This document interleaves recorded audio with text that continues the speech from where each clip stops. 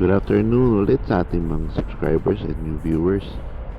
Ito po si Tito Arky and we are back for another video. We will be installing another dashcam for our Vespa GTV.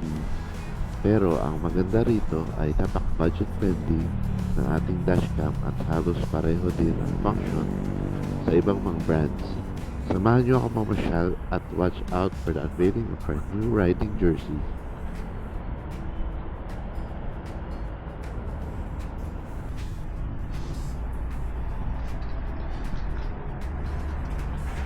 Marami silang dashcam.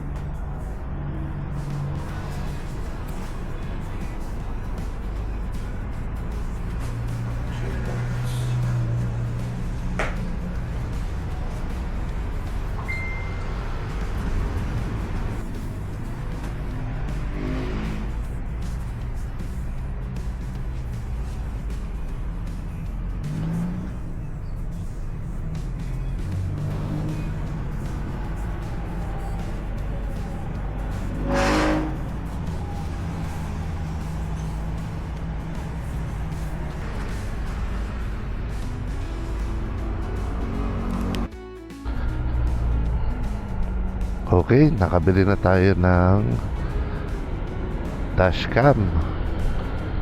Siguro we'll schedule another ride going to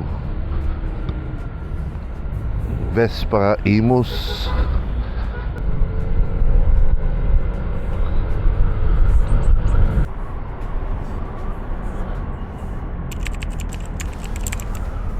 Good morning uli friends. Papunta na tayo today sa Vespa Imus para ipakabit yung ating dashcam na na-purchase natin last week. So doon na tayo magpapakabit para sure tayo na kabisado nila yung mga wiring and pag-remove ng mga panels. Since sila yung experts sa Vespa scooters.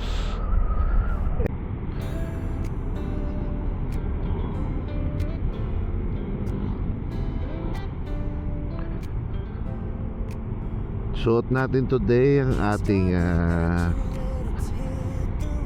jersey, riding jersey. Ito yung design.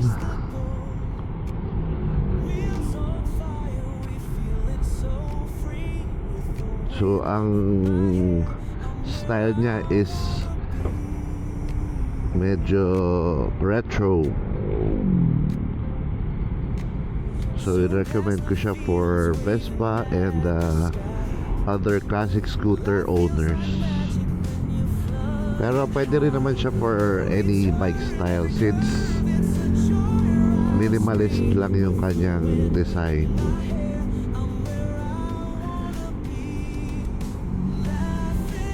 We will be posting it on our Facebook page and sharing it to everybody. So ang usual daan natin will be going to Daang Hari at Evia Mall, and then south of Market. Oo nga pala, we've already hit 2,000 subscribers. So thank you sa mga nag-subscribe and nag-watch ng ating mga videos. We've hit another milestone for our channel and I'm very grateful for those who took time to watch and subscribe. Next target natin nga is 5,000 subscribers.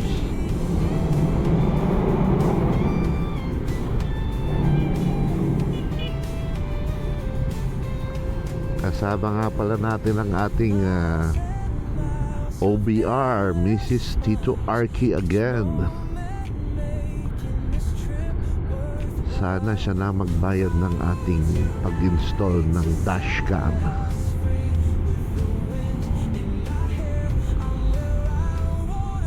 Since mahina rin pala yung ating busina, mag source na rin tayo kung merong horn na pwede nating ipalit. Kabit natin na dashcam is yung SumK dashcam we got from memory.ph.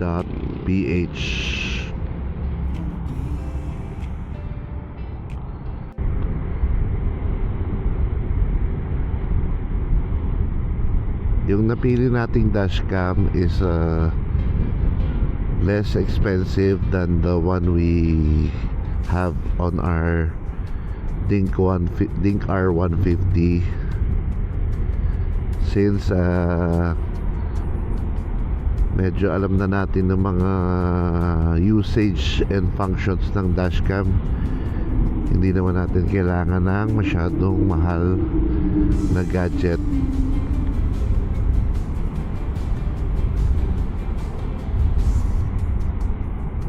Ano nga ba ang exact specifications ng ating ipapakabit na dashcam? Una, meron itong 5-inch na screen. Pangalawa, merong 2K front and rear camera. Pangatlo, meron siyang CarPlay and Android Auto. Pang-apat, IPX8 waterproof ang ating unit. Pang-lima, merong tire pressure monitoring. Pang-anim, meron siyang GPS navigation. Pang-pito, Wi-Fi at Bluetooth. Pang-walo, meron siyang loop recording. At ang pang-siyam, ito ay plug and play installation lang.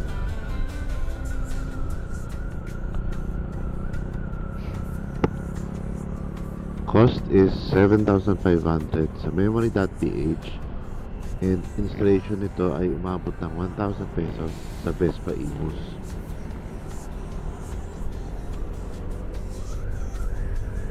Ito naman ang kanyang packaging details.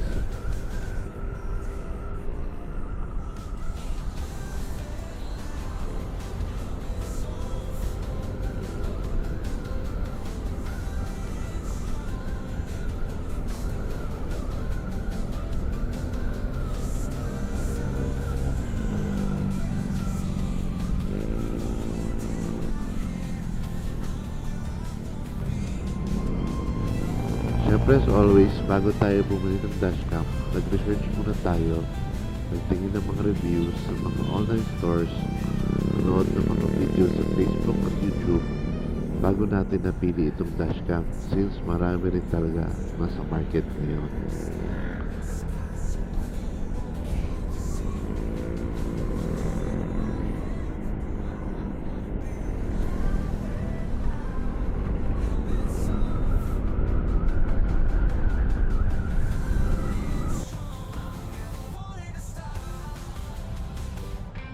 We have arrived at Palabang area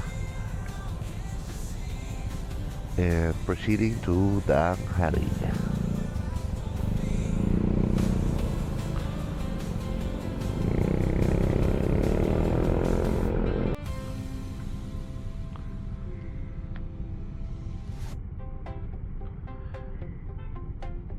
If you want to watch my video regarding to sa TS Motec dashcam for our Dink R150, please check out my other video. So konti lang naman ang requirements for a good motorcycle dashcam. So kailangan ay waterproof. Pangalawa, meron siyang navigation. Pangatlo, clear yung video.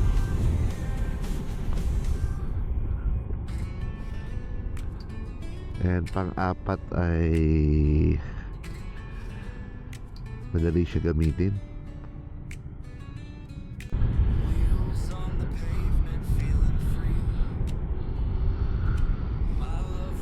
Parang wala masyado nagbabike ngayon dito sa Daang Hari. Or masyado nang late since it's already 8 o'clock in the morning.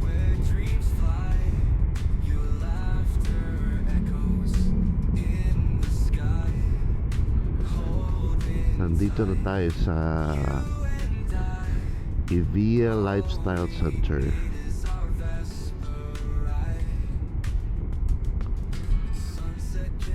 sa Villar City. Ayan, nandito na tayo sa Vespa Imos.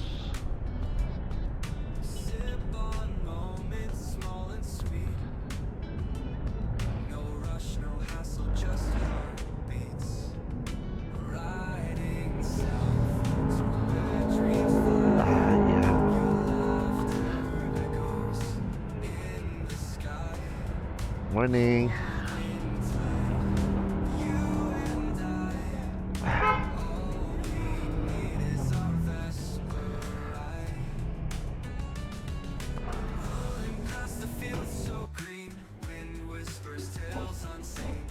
First time na kami ng technician na mag-install ng ganitong dashcam.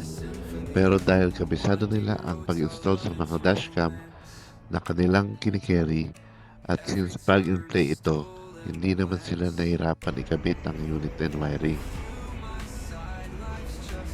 Habang naghihintay tayo ay tignan muna natin uli ang mga available units sa showroom nila. Mayroong dalawang GTV units dito at magkaibang colors. Sa mga interested sa GTV, puntahan nyo na ito habang meron pa.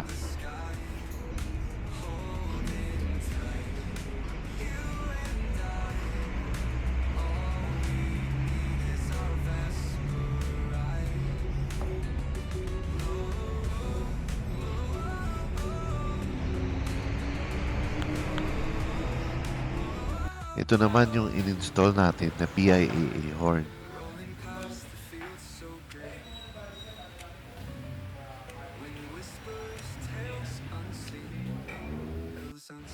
Binaklas na ang ating scooter at kinakabit na ang dashcam. Umabot ng more than 2 hours ang installation ng horn at dashcam. Nakakabit na ang ating dashcam at konting testing na lang ng mga features at yung actual view ng dalawang camera para optimize ang nakikita sa monitor at ng i-record. Hindi na natin kailangan maglagay ng phone unit sa handlebar para hindi masira sa araw or ulan. Salamat sa ating technician from Vespa Imos for a good job.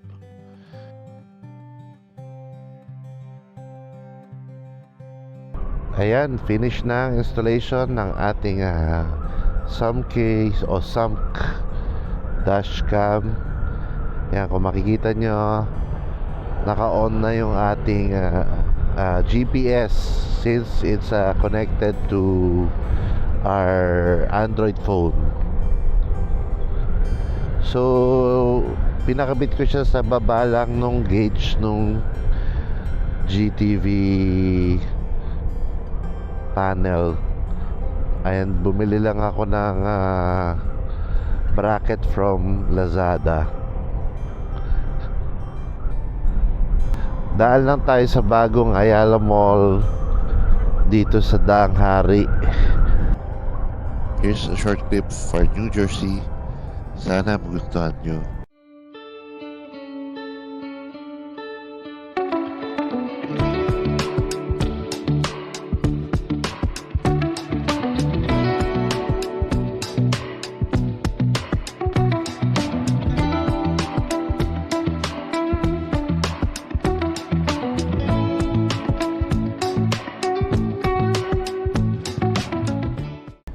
That's our new retro jersey. Hindi nga pala kasama ang armor at may suot kasi ako na jersey made sa loob for protection.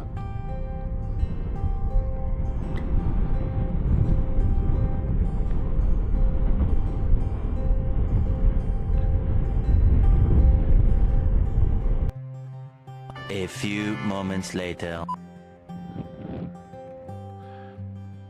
Tumanting na tayo sa Kickstart Cafe and Brew since gusto patikman ni Mrs. ang pagkain doon at ang coffee shop na to ay on our way back sa aming uwian. Second time natin kumain dito at nung first time was during the PMS of our Vespa. Ang in-order namin was the big breakfast, danggit rice, cafe americano, and Spanish latte. Marami ang portion ng food and masarap. Napa-order pa nga ako ng rice.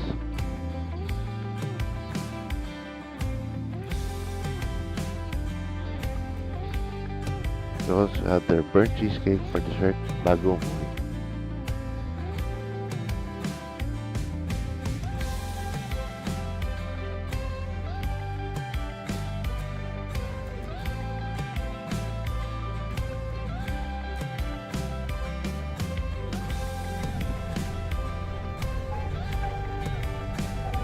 Ito yung itsura ng ating dashcam pagka araw. As you can see, malinaw naman siya. And then, meron din pala siya physical photos like power on off, answer, tsaka taking a photo.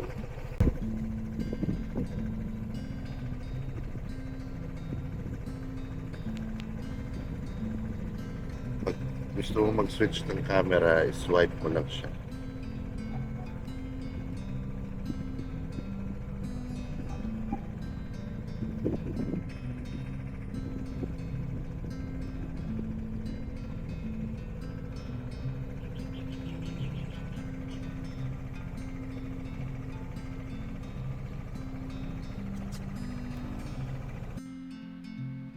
Ito naman yung camera view pag nasa lilim or walang sunlight.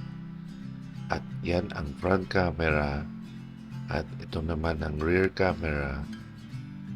Malinaw naman parehong camera pagka may cover.